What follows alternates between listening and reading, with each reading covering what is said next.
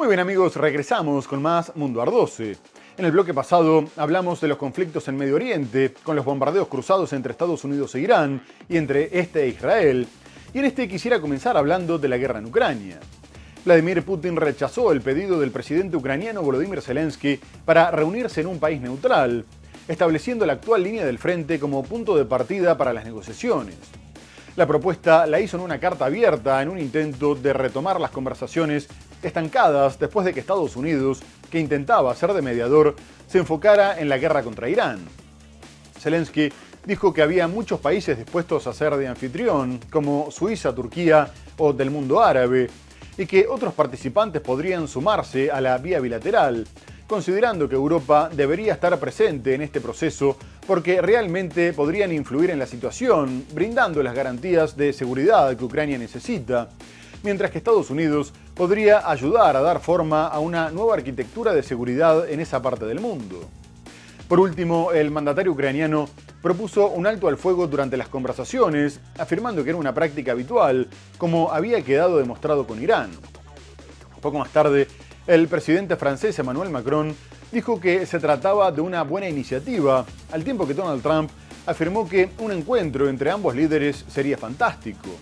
Por su parte, Putin reiteró que estaban dispuestos a llegar a un acuerdo por medios pacíficos, pero aclaró que las exigencias no habían cambiado y que no se iba a reunir con Zelensky hasta que las negociaciones estuvieran encaminadas, ya que lo único que quería el mandatario ucraniano era frenar los avances rusos. A su vez, reconoció que tendrían que mejorar sus defensas antiaéreas después de que Ucrania atacara con éxito un complejo petrolero y una base naval, y minimizó los malos indicadores económicos. El presidente ruso Vladimir Putin descartó el viernes reunirse en un futuro próximo con su homólogo ucraniano Volodymyr Zelensky, quien había pedido un encuentro cara a cara entre ambos para poner fin al conflicto. No le veo sentido a reunirnos, solo tiene sentido para la parte ucraniana, para que detengamos el avance de nuestras fuerzas armadas. Es todo, y necesitamos acuerdos. Durante el Foro Económico Internacional de San Petersburgo, Putin pidió que se permita a los expertos trabajar y que elaboren algunas soluciones y entonces podrían reunirse. También prometió proseguir con la ofensiva militar hasta que se hayan logrado por completo los objetivos de la guerra. Para Zelensky, las declaraciones son una prueba más de que Putin no quiere poner fin a la guerra. Lamentablemente, la parte rusa ha optado una vez más por la guerra. Todos escucharon la respuesta de hoy, una respuesta débil. Simplemente no quiere poner fin a la guerra. Más de 4 años después del comienzo de la guerra, la economía rusa atraviesa una situación delicada por las sanciones occidentales, la alta inflación, los costos de endeudamiento prohibitivos y la escasez de mano de obra. Pero el viernes Putin descartó que la economía de su país haya colapsado. El presidente estadounidense Donald Trump calificó como una iniciativa fantástica la posibilidad de un encuentro entre el mandatario ucraniano Volodymyr Zelensky y su homólogo ruso Vladimir Putin. Me alegra que quizá estén hablando de verse, creo que tuvimos mucho que ver con ellos, sé perfectamente lo que estás haciendo. Creo que sería genial si se reunieran, deberían hacerlo, que se haga. Mientras tanto, en el frente, Rusia continúa avanzando en ciudades importantes como Konstantinovka y Limán, aunque el mandatario ucraniano Volodymyr Zelensky aseguró que las tropas rusas estaban perdiendo la iniciativa todos los días y que el panorama militar estaba favoreciendo a su país. Unas declaraciones que llegan tras varios meses sin ningún avance ucraniano importante. Sin embargo, Zelensky se refería a los ataques con drones de larga distancia que impactaron en Moscú, San Petersburgo y Crimea. El Ministerio de Defensa ruso comunicó que habían interceptado 354 drones de ala fija sobre 15 regiones rusas, Crimea y el Mar de Azov, y reconoció que el bombardeo sobre la antigua capital zarista dejó varias personas heridas y alcanzó infraestructura crítica, tanto energética como militar, coincidiendo con la inauguración del Foro Económico Internacional de San Petersburgo, mientras que el aeropuerto de la ciudad tuvo que suspender sus actividades. Poco más tarde, el presidente ucraniano consideró que los ataques sobre la segunda ciudad rusa habían sido justos y se enmarcan en una reciente escalada tras un masivo bombardeo ruso contra fábricas militares e infraestructura energética que dejó más de 20 muertos. A su vez, Rusia respondió a los ataques ucranianos apuntando contra la región de Kharkov, donde también avanzan sus tropas. Asimismo, Ucrania perpetró un nuevo atentado con coche bomba a las afueras de Moscú, asesinando a un alto cargo de las Fuerzas Armadas, lo que también va a generar represalias. Por último, la Unión Europea presentó el 21º paquete de sanciones contra Rusia, contra la energía, el comercio y las finanzas.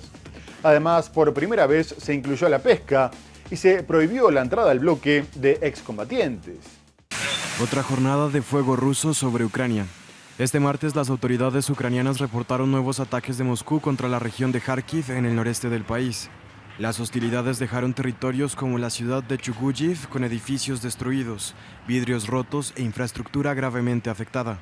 Esto mientras que el mandatario ucraniano Volodymyr Zelensky se reunió en Estonia con los principales líderes de los países nórdicos y bálticos. Con Letonia, por ejemplo, Zelensky firmó un acuerdo de cooperación en defensa. A cambio, los países bálticos y nórdicos expresaron su apoyo a la adhesión de Ucrania a la Unión Europea y a la OTAN. El presidente ucraniano instó una vez más a Europa a hacer más para la paz de su país, mientras la Unión Europea apuntó nuevamente al Kremlin con un nuevo paquete de sanciones, con la novedad de incluir por primera vez el sector pesquero ruso. Hoy presentamos el paquete de sanciones número 21. Nos centramos en los sectores de mayor impacto: energía, servicios financieros y criptomonedas, comercio, y esta vez incluye por primera vez la pesca. Además, prohibimos la entrada a la Unión Europea de excombatientes rusos. En Balashikha, cerca de Moscú, en un barrio para familias de militares, una persona ha fallecido tras la explosión de un coche. Los testigos sacaron al conductor del vehículo, pero no pudieron salvarle la vida. Actualmente se está determinando la identidad del fallecido. Los investigadores están trabajando en el lugar de la explosión. Según diversos informes de los medios de comunicación, el artefacto explosivo fue colocado en el asiento trasero del coche o en la carretera. Su potencia se estima entre los 400 o 500 gramos de equivalente de TNT. Por otra parte, Rusia sufrió una dura derrota en Armenia al ver cómo su aliado histórico confirmaba su acercamiento a la Unión Europea y a Estados Unidos con la victoria del mandatario Nikol Pashinyan en las elecciones parlamentarias. El primer ministro ha venido promoviendo un alejamiento de Moscú al sentirse traicionado por la falta de apoyo recibido en la guerra contra Azerbaiyán, en la que perdió Nagorno-Karabaj, y ahora pretende que su país sea apadrinado por Occidente. Su postura se puso a prueba en los comicios y terminó siendo respaldada con casi el 50% de los votos, muy por encima del candidato ruso-armenio Sanbel Karapetyan, que se quedó con el 23%. Pashinyan también necesitaba el voto de confianza para firmar un acuerdo de paz con Azerbaiyán y normalizar las relaciones con Turquía. Y tras la victoria comunicó que, si bien iba a continuar acercándose a Occidente, ya que la Unión Europea era el principal socio del país, pretendía seguir participando en la Unión Económica Eurasiática, aunque Vladimir Putin ya le advirtió que tendría que elegir uno de estos bloques, porque no podría pertenecer a ambos. Mientras que el presidente de la Duma, Vyacheslav Volodin, lamentó la pérdida de identidad de su aliado, igual que como había sucedido en Ucrania, y acusó al mandatario armenio de llevar a su país al abismo. A su vez, el Kremlin aseguró que la oposición había sufrido presiones y denunció la injerencia de Bruselas en el proceso electoral, mientras que la alta representante de la Unión Europea para la Política Exterior, Kaja Kallas, destacó que, a pesar de que Moscú había intentado influir en la elección, los armenios habían votado por un futuro europeo.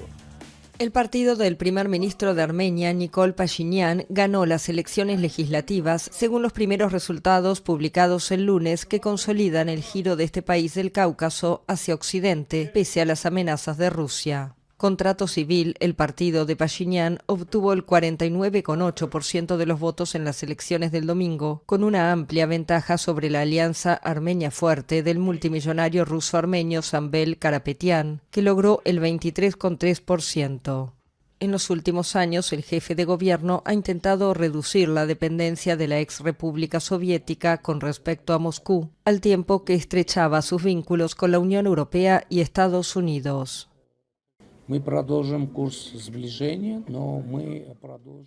Continuaremos por la senda del acercamiento a Occidente, pero también seguiremos participando en la Unión Económica Euroasiática. Desarrollaremos nuestras relaciones con Rusia y con los demás países de la Unión Económica Euroasiática. Y, naturalmente, contribuiremos a fortalecer los lazos en el seno de la Unión.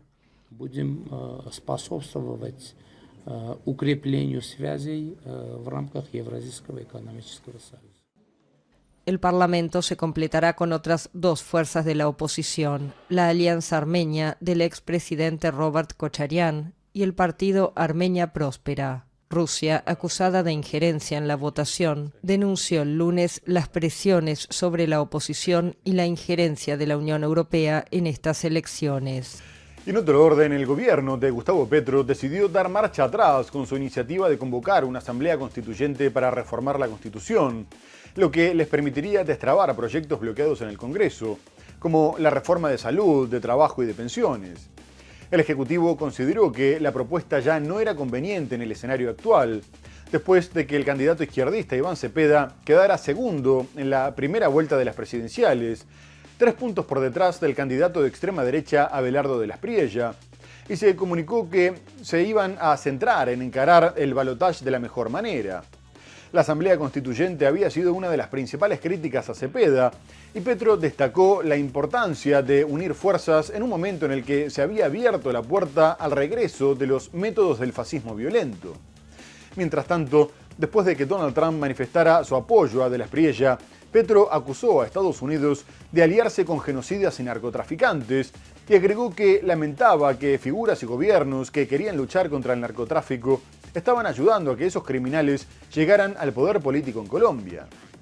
Pero Petro también condenó la supuesta injerencia de Israel, denunciando que estaba enviando dinero para comprar votos a favor del candidato derechista. El presidente dijo que el genocida de bebés de Gaza, Benjamin Netanyahu, buscaba instalar un gobierno que defendiera a los genocidas, lo que estaba probado por grabaciones verificadas. Por último, la justicia ordenó que la campaña de la Espriella dejara de usar la camiseta de la selección de Colombia como símbolo de su partido. El presidente colombiano Gustavo Petro acusó el jueves a Estados Unidos de respaldar en Colombia a sectores vinculados con el narcotráfico, tras el apoyo expresado por Donald Trump al candidato de derecha Abelardo de la Espriella de cara al balotaje presidencial del 21 de junio. Durante una entrevista con AFP en la Casa de Nariño, Petro cuestionó a los aliados de Washington en el país y afirmó que representan una continuidad de estructuras ligadas al paramilitarismo. Sus aliados en Colombia vienen de la gobernanza narco-paramilitar. Son genocidas y narcotraficantes. Y yo lo probé 10 años en el Congreso. El mandatario lamentó el respaldo de Trump a de la Espriella, vencedor de la primera vuelta electoral y favorito en las encuestas. El abogado de 47 años ha construido su fortuna tras años de representar a figuras como paramilitares narcotraficantes, estafadores y estrellas de fútbol. Petro lamentó que gobiernos que aseguran combatir el narcotráfico respalden a sectores ligados a ese fenómeno en Colombia. Lamento que figuras y gobiernos que quieran luchar contra el narcotráfico están ayudando a precisamente llevar al poder político en Colombia el crimen, a los herederos de la gobernanza narco-paramilitar. Pero el que sepa historia de Colombia sabrá a qué me refiero. El mandatario también denunció lo que considera una creciente injerencia política de Washington en la región y criticó una visión ideológica que, a su juicio, profundiza las divisiones internacionales en lugar de buscar objetivos comunes. Y ahora vamos a ir a Perú, porque la paridad en la segunda vuelta de las elecciones volvió a aumentar la tensión, dado que con el 90% de las mesas escrutadas, la diferencia a favor de la derechista Keiko Fujimori era de menos de un punto porcentual sobre el izquierdista Roberto Sánchez, y al igual que en la primera vuelta, en la que Sánchez se metió en el balotaje a último momento, la tendencia se revirtió poco después, a medida que iban llegando los votos del campo, que van mayoritariamente para la izquierda, aunque la cercanía de ambos candidatos hizo que las autoridades electorales advirtieran que podrían demorarse hasta 2 semanas en confirmar el resultado final, teniendo en cuenta que la diferencia era de solo 23.000 votos y faltaban contabilizar los sufragios del exterior, que favorecerían a Fujimori, mientras que había más de 1.500 actas bajo observación por irregularidades. En este contexto, Sánchez se dirigió a sus seguidores con un tono triunfalista, afirmando que el proceso era una recuperación de la democracia, ya que habían vencido los que llegaron para restablecer el gobierno del pueblo, acabando con el pacto mafioso que se había apropiado de las instituciones. No obstante, más tarde reconoció que los resultados reflejaban un empate técnico y que todavía nadie podía reclamar la victoria, mientras que Fujimori dijo que sería irresponsable hacerlo antes de un resultado definitivo y se comprometió a reconocer el voto popular. Y el mandatario colombiano Gustavo Petro fue el primero en reaccionar, incluso antes de que finalizara el conteo, celebrando que la izquierda haya ganado la presidencia derrotando a la extrema derecha y anticipó que restablecería completamente las relaciones diplomáticas. A 2 días del balotaje, el izquierdista Roberto Sánchez mantiene una ventaja mínima sobre la derechista Keiko Fujimori, mientras el escrutinio avanza lentamente y las autoridades advierten que el resultado oficial podría tardar 2 semanas o más. Con el 96% de las actas contabilizadas, Sánchez obtiene el 50,05% de los votos frente al 49,94% de Fujimori, una diferencia de apenas 20.000 sufragios entre más de 20 millones de electores convocados a las urnas. La Oficina Nacional de Procesos Electorales estima que el conteo podría extenderse hasta finales de junio debido a las observaciones sobre las actas y a la revisión de documentos impugnados que representan unos 450.000 votos. También faltan por llegar resultados del extranjero y de zonas rurales del país. La incertidumbre recuerda a la elección de 2021 cuando el resultado definitivo entre Pedro Castillo y Keiko Fujimori se conoció 6 semanas después de la votación. En aquella ocasión Castillo se impuso por un estrecho margen de apenas 0,25 puntos porcentuales. Mientras Fujimori pide prudencia y descarta proclamar un vencedor anticipadamente, el partido de Sánchez asegura que respetará el resultado final. Quien resulte ganador asumirá la presidencia el 28 de julio para un mandato de 5 años. A través de sus redes sociales, el mandatario colombiano escribió: el progresista acaba de ganar la presidencia del Perú y ha derrotado la fuerza más de extrema derecha de ese país, la que representan a la familia Fujimori. Con ese mensaje no solo celebró una supuesta victoria de Sánchez, sino que también dio por cerrada una contienda que seguía abierta. Y a la polarización y la tensión política se sumó la polémica por la decisión de la justicia peruana de ordenar enviar a juicio al candidato izquierdista Roberto Sánchez 48 horas antes del balotaje por presunta declaración falsa en el financiamiento de su partido hace 6 años, en lo que fue calificado como un intento de influir en las elecciones afectando su imagen. A su vez, la Fiscalía comunicó que estaba conforme con la decisión, tras afirmar que tenía pruebas sobre presuntas inconsistencias en los reportes financieros de las campañas para los comicios regionales y municipales entre el 2018 y el 2020, y del hecho de que Sánchez había recibido $57.000 en aportes que no fueron declarados, por lo que reclamó una pena de 5 años y 4 meses de prisión.